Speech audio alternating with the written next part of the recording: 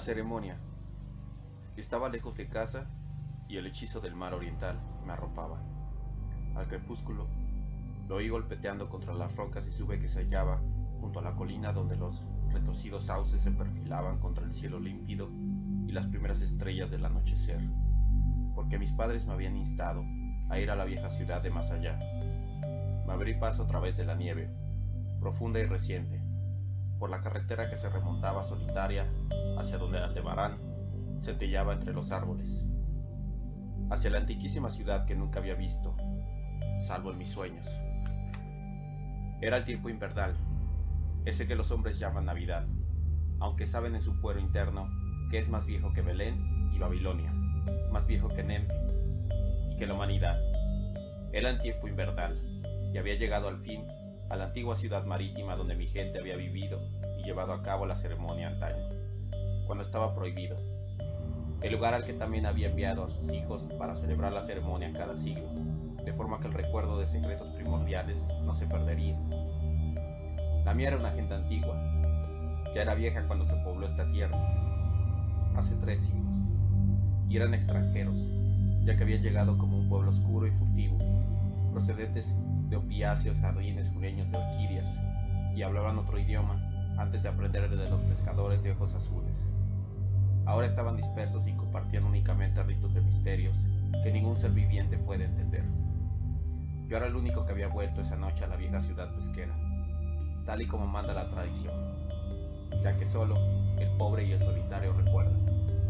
Entonces, más allá de lo alto de la colina, vi Kingsport desplegarse congelada en el resplandor, la nevada Kingsport, con sus viejas veletas y campanarios, techos y chimeneas, muelles y puentecillos, sauces y lápidas, los interminables laberintos de callejuelas empinadas, angostas, tortuosas, y la iglesia con su vertiginosa torre central, que el tiempo no ha osado tocar, los inacabables dédalos de casas coloniales, apiñadas y orientadas a todos los ángulos posibles, como los juguetes de un niño desordenado, la antigüedad flotando con alas grises sobre las guardillas y los tejados blanqueados por la nieve, y contra los podridos muelles batía el mar, el enigmático, el inmemorial mar que la gente había cruzado en el tiempo primigenio. Junto a la carretera, en esta cima, se alzaba un pico aún mayor, desnudo y azotado por el viento, y pude ver que se trataba de un cementerio donde negras lápidas flotaban como espectros a través de la nieve blanca, como los descompuestos dedos de un gigantesco cadáver. La carretera, inmaculada, estaba en extremo solitaria, y a veces creía escuchar un chasquido lejano y horrible, como el de una horca en el viento. Habían ahorcado a 4 de los míos, por brujería, en 1692, pero no sabía justamente dónde. Donde el camino bajaba por la ladera del mar, agucé el oído en busca del agradable son de un pueblo al atardecer, pero nada pude oír. Entonces pensé en la temporada y supuse que aquellos viejos puritanos debían tener costumbres navideñas, extrañas para mí y plagadas de silenciosas plegarias íntimas. Así que no esperé ya alborosos o ver transeúntes, sino solo continuar adelante, pasando las difusas luces de las granjas y los muros de piedra ensombrecidos, donde carteles de antiguas tiendas y tabernas batían en las alas de la brisa salina, y las grotescas aldabas y puertas porticadas relucían a lo largo de travesías desiertas y sin pavimentar, a la luz de las ventanas pequeñas y cerradas por cortinas. Había visto planos de la ciudad y sabía dónde encontrar la casa de los míos. Se me había dicho que sería reconocido y bienvenido, ya que las tradiciones rurales perviven largo tiempo. Así es que me apresuré a través de Back Street hacia Circle Point, andando sobre la nieve reciente a lo largo de la única calle completamente cubierta de adoquines, hasta donde Green Lane lleva al mercado. Los viejos planos servían aún, y no tuve problemas, aunque en Arkham se habían equivocado al decirme que había allí tranvías, ya que no vi cables aéreos. En cualquier caso, la nieve hubiera ocultado los raíles. Estaba contento de haber sido el elegido, ya que aquel pueblo blanco me había parecido muy hermoso, visto desde la colina, y ahora me sentía ávido de llamar a las puertas de mi gente. La séptima a mano izquierda en Green Lane, en la casa con el antiguo techo picudo y sobresaliente segunda planta, todo construido antes de 1650. Había luces en la casa cuando llegué, y comprendí, observando las vidrieras con cristales en forma de diamante, que debía mantenerse prácticamente igual que cuando fue construida. La parte superior colgaba sobre la angosta calleja, llena de hierbajos, y parecía a punto de tocar la parte superior de la casa de enfrente, por lo que me encontraba casi en un túnel, con el peldaño bajo que había ante la puerta completamente limpio de nieve. No había acera, pero muchas casas tenían puertas altas a las que se llegaba mediante un tramo doble de escaleras con barandilla de hierro. Era una imagen extraña y, dado que yo era forastero en Nueva Inglaterra, nunca había visto esto antes. Aunque me gustaba, me hubiera entusiasmado aún más de haber habido pisadas en la nieve, o gente en las calles, o haber estado abiertas las cortinas de algunas ventanas. Me sentía algo atemorizado al hacer sonar el arcaico llamador. Un miedo de algún tipo se había apoderado de mí, quizás debido a lo extraño de mi herencia, y lo desolado de la tarde, y lo extraño del silencio en esa añosa ciudad de costumbres curiosas. Y, cuando obtuve respuesta a mi llamada, me sentí completamente atemorizado, ya que no había escuchado pisadas antes de que la puerta se abriera crujiendo. Pero no sentí miedo largo tiempo, ya que el hombre, vestido y somnoliento, que apareció en el umbral, tenía un rostro suave que me tranquilizó, y, aunque me indicó, por signos que era mudo, escribió una bienvenida antigua y pintoresca, mediante el punzón y la tabla de cera que llevaba consigo. Me condujo hasta una estancia baja, iluminada mediante velas, con masivas vigas descubiertas y muebles oscuros, sobrios y escasos, del siglo XVII. El pasado se encontraba muy presente allí, ya que ni uno solo de sus atributos faltaba. Había un cavernoso hogar y una rueca ante la que se sentaba, de espaldas a mí, una vieja encorvada, de chal suelto y cofia encasquetada, hilando a pesar de la estación festiva. Una indefinible humedad parecía inundar aquel sitio, y me pregunté por qué no estaría el fuego encendido. Un asiento de alto respaldo encaraba la hilera de ventanas encortinadas de la izquierda, y parecía estar ocupado, aunque no pude cerciorarme. No me gustó lo que veía, y de nuevo sentía el miedo de antes. Este miedo se acentuó por culpa de lo mismo que anteriormente lo había aplacado, ya que cuanto más miraba el suave rostro del anciano, más su misma suavidad me aterrorizaba. Los ojos no se movían nunca, y la piel resultaba demasiado semejante a la cera. Finalmente me convencí de que no se trataba de un rostro, sino de una máscara de demoníaca fidelidad. Pero las manos flácidas, curiosamente enguantadas, escribieron con destreza en la tableta y me dijeron que debía esperar un rato antes de ser llevado al lugar de la ceremonia. Señalándome una silla, una mesa y una pila de libros, el viejo abandonó la estancia y, al sentarme a leer, vi que los libros eran viejos y mozos, y que incluían el estrafalario Marvels of Science de Morrister, el terrible Saducimus Triumphatus de Joseph Glanville, publicado en 1681, el estremecedor Daimonolotria de Remigius, impreso en Lyons en 1595, y lo peor de todo, el innombrable Necronomicon del árabe loco Abdul Asred, en la prohibida versión latina de Olaus Magnus, un libro que nunca había visto, pero del que había oído susurrar cosas monstruosas. Nadie me habló, pero pude escuchar el crujido de los carteles en el viento exterior y el giro de la rueca mientras la anciana de la toca seguía su silencioso hilar. Pensé que la habitación y los libros y la gente eran morbosos e inquietantes, pero, dado que una vieja tradición de mis padres me había enviado a extraños festejos, decidí que eran de esperar cosas extrañas. Luego traté de leer, y al poco me encontré temblorosamente inmerso en algo que descubrí en ese maldito Necronomicon. Un pensamiento y una leyenda demasiado espantosa para la cordura y el sentido común.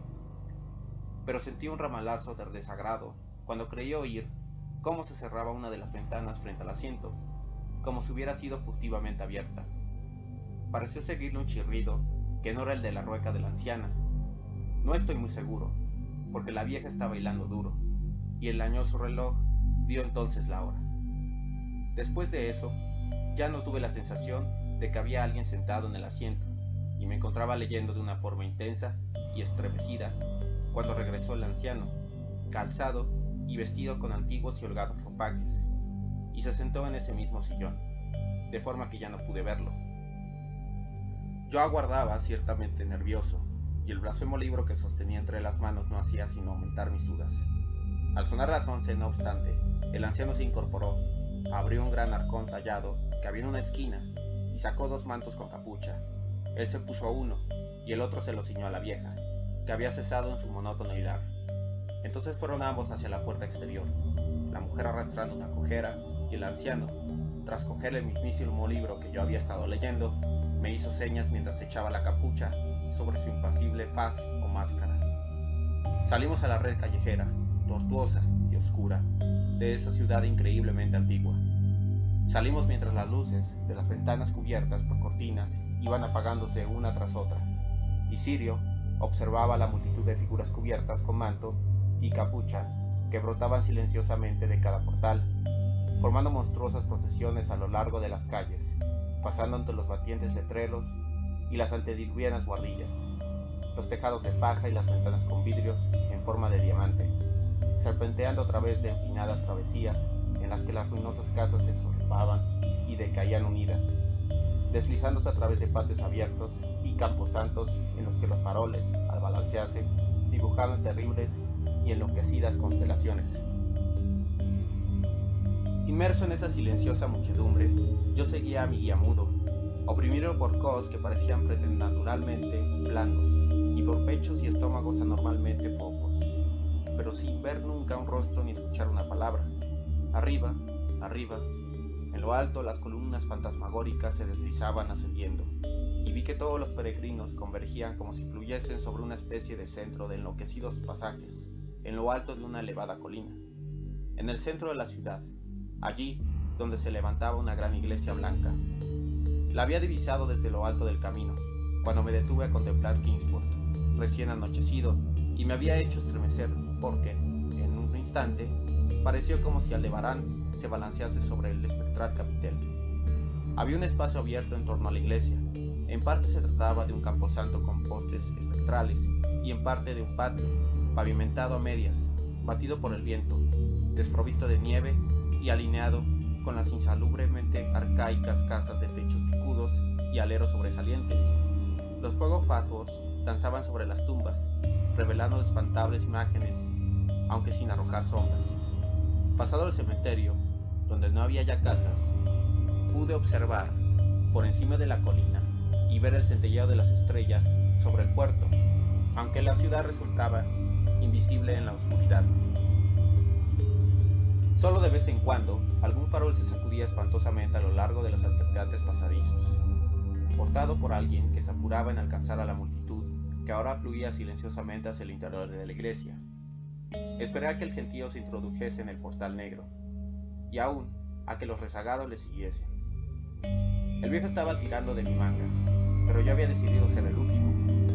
Luego acabé entrando, precedido por aquel siniestro personaje y la vieja hilandera. Cruzando el umbral para ingresar en el hirviente templo de desconocida oscuridad, me volví un momento hacia el mundo exterior, mientras la fosforescencia del cementerio arrojaba un resplandor enfermizo sobre el pavimento de lo alto de la colina, y entonces me estremecí, ya que, aunque el viento no me había dejado mucha nieve, aún quedaban algunos parches sobre el camino, cerca de la puerta, y, en aquel fugaz vistazo hacia atrás, mis turbados ojos creyeron ver que no había allí otras marcas de pisadas que las mías. La iglesia estaba apenas iluminada por las linternas de la gente que ya había entrado, puesto que casi todos habían desaparecido. Habían marchado hacia el pasillo, entre los bancos altos y blancos, hacia la trampilla de las criptas que bostezaban, sombríamente abiertas, justo delante del púlpito, y a través de las que ahora se hundían silenciosamente las concurrentes. En silencio, descendí los gastados peldaños y me introduje en la cripta húmeda y sofocante.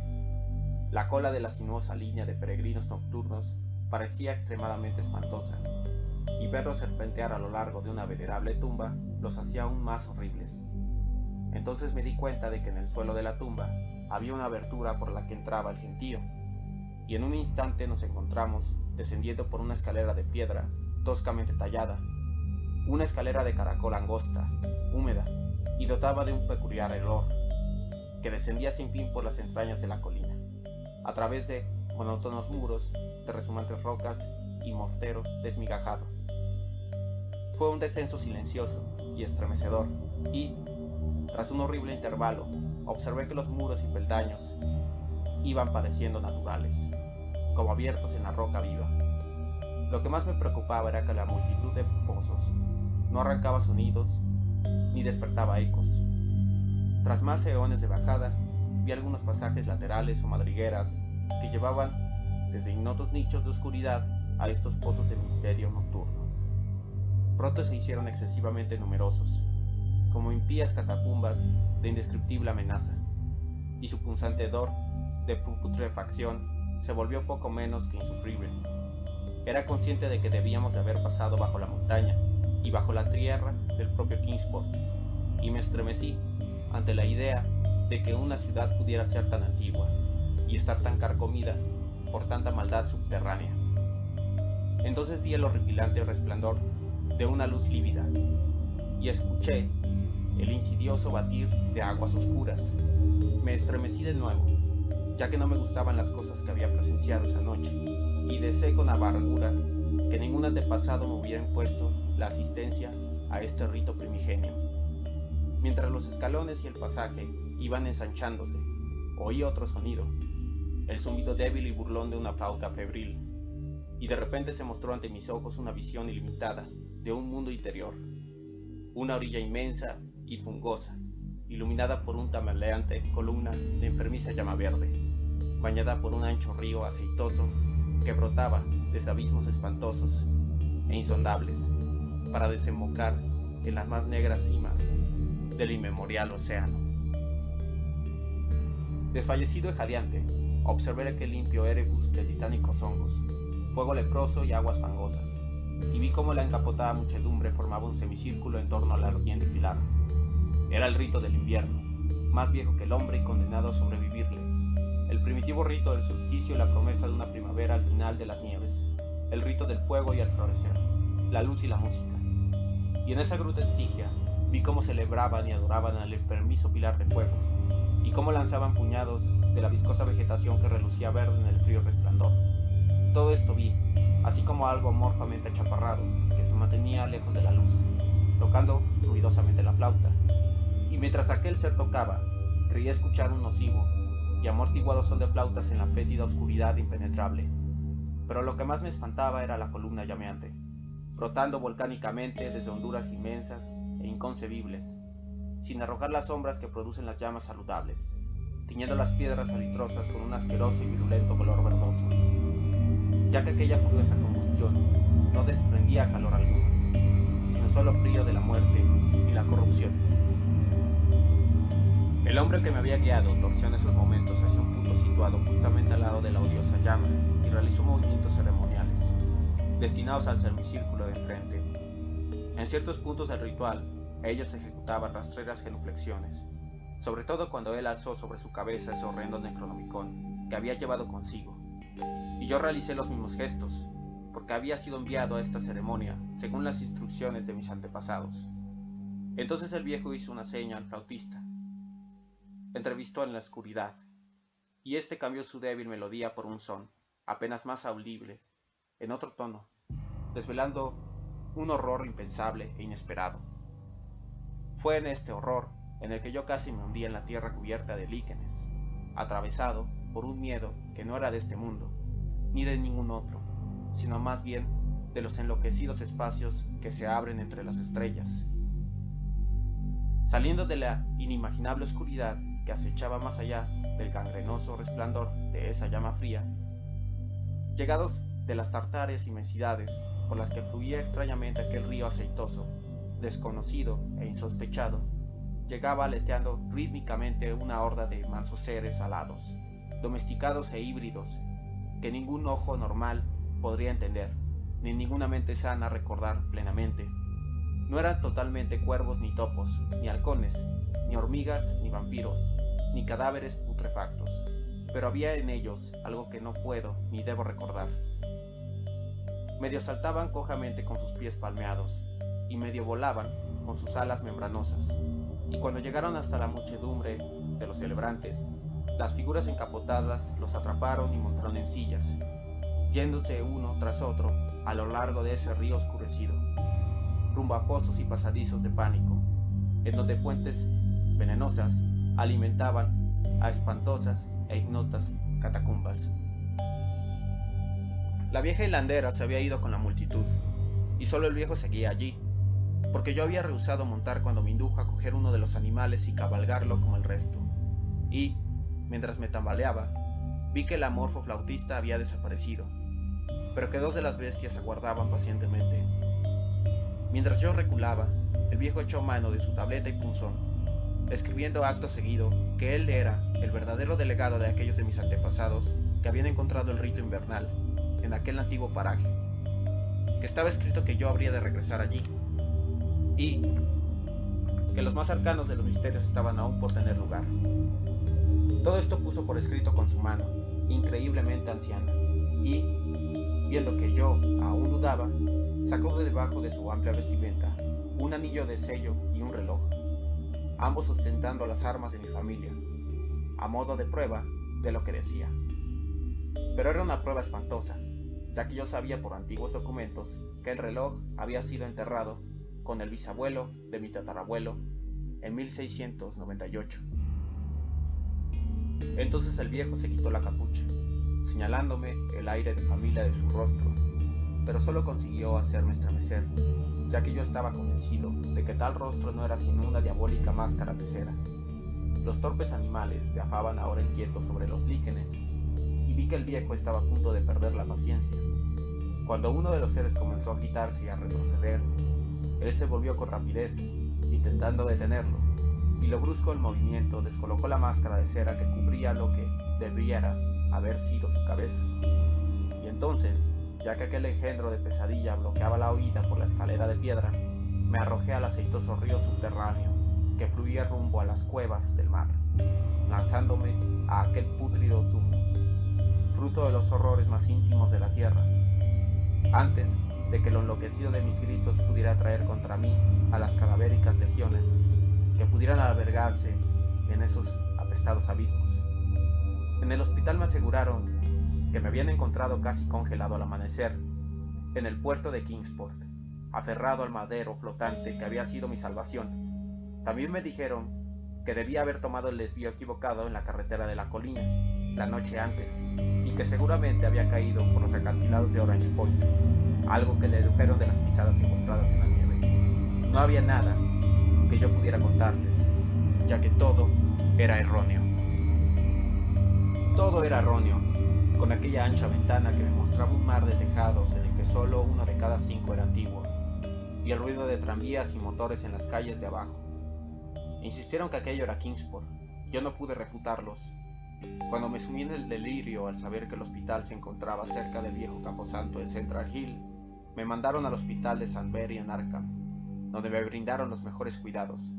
Me gustó, ya que los médicos eran de mente amplia y me ofrecieron su influencia para conseguir la copia del reprobable Necronomicon de Alfred, cuidadosamente guardada en la biblioteca de la Universidad de Miskatonic. Hablaron de psicosis y añadieron que era mejor dar rienda suelta, para que así saliera de mi mente cualquier obsesión que me pudiera lacerar. Por tanto, leí de nuevo ese odioso capítulo y me estremecí doblemente, ya que de hecho no me resultaba nuevo. Lo había visto antes, dijeran lo que dijeran ellos sobre mis pisadas y dónde había consultado aquel libro, mejor era olvidarlo. No había nada, en mis horas de vigilia, que pudiera recordármelo, pero mis sueños estaban llenos de terror por culpa de frases que no oso citar. Solo me atrevo a comentar un párrafo, traducido al inglés, según mis posibilidades, desde el tosco bajo latín del libro. Las más profundas cavernas, escribió el árabe loco, no están hechas para los ojos que ven, ya que sus maravillas son extrañas y terroríficas. Maldito sea el suelo en que los pensamientos muertos reviven en cuerpos nuevos y extraños, y condenada sea la mente sin soporte corporal. Sabiamente, Ibn Shakabao Dijo que feliz es la tumba, que no alberga magos, y feliz la ciudad nocturna, cuyos hechiceros son cenizas. Porque dicen viejas habladurías que el espíritu de los siervos del diablo no abandona su arcilloso sepulcro, sino que antes, al contrario, alimenta e instruye al mismísimo gusano que lo devora, hasta que de la corrupción brota una vida horrible, y los torpes carroñeros que se alimentan de restos humanos se alzan para sembrar el daño y se hinchan monstruosamente para contaminar la tierra. Se excavan en secreto grandes agujeros, allí donde debían bastar los poros de la tierra, y seres que solo debían arrastrarse han aprendido a caminar.